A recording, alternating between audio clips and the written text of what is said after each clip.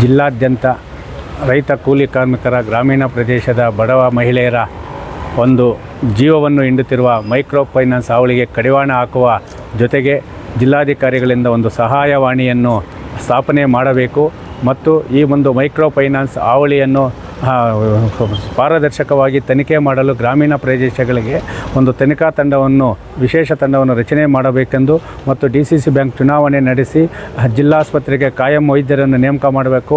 Tomato ಮಾರುಕಟ್ಟೆಗೆ ಜಾಗದ ಸಮಸ್ಯೆಯನ್ನು ಬಗೆಹರಿಸಬೇಕೆಂದು ವಿವಿಧ ಬೇಡಿಕೆಗಳನ್ನು ಈಡೇರಿಸುವಂತೆ ಮಾನ್ಯ ಉಸ್ತುವಾರಿ ಸಚಿವರಾದ ಬೈತಿ ಸುರೇಶ್ ಅವರಿಗೆ KDP ಮೀಟಿಂಗ್ಗೆ ಆಗಮನಿಸಿದಾಗ ರೈತ ಸಂಘದಿಂದ ಮನವಿ ನೀಡಿ ಒತ್ತಾಯಿಸಿದ್ವಿ. ಮನವಿಗೆ ಸ್ಪಂದಿಸಿದ ಅವರು ನಾವು ಈ ಕೂಡಲೇ ಸಂಬಂಧಪಟ್ಟ ಮೈಕ್ರೋ ಫೈನಾನ್ಸು ಮತ್ತು ಟೊಮಾಟೊ ಮಾರುಕಟ್ಟೆ ಮತ್ತು ಜಿಲ್ಲಾಸ್ಪತ್ರೆಯ ಬಗ್ಗೆ ಈ ಒಂದು ಸಭೆಯಲ್ಲಿ ಚರ್ಚೆ ಮಾಡಿ ಸಮಸ್ಯೆಯನ್ನು ಬಗೆಹರಿಸುವ ಭರವಸೆಯನ್ನು ಕೊಡಿದ್ದಾರೆ. ಈ ಭರವಸೆಯನ್ನು ಅವರು ಸಮರ್ಪಕವಾಗಿ ಈಡೇರಿಸದೇ ಇದ್ದರೆ ಮುಂದಿನ ದಿನಗಳಲ್ಲಿ ನಾವು ಗೋ ಬ್ಯಾಕ್ ಸಚಿವರು ಎಂಬ ಒಂದು ಹೋರಾಟವನ್ನು ಮಾಡುವ ಮುಖಾಂತರ ಕೋಲಾರ ಜಿಲ್ಲೆಯನ್ನು ಉಳಿಸುವ ಹೋರಾಟಕ್ಕೆ ಮುಂದಾಗಬೇಕಾದಂತಲೇ ಜಿಲ್ಲಾ ಉಸ್ತುವಾರಿ ಸಚಿವರಿಗೆ ಮತ್ತು ಜಿಲ್ಲಾಡಳಿತಕ್ಕೆ ಎಚ್ಚರಿಕೆ ನೀಡಿದೆ.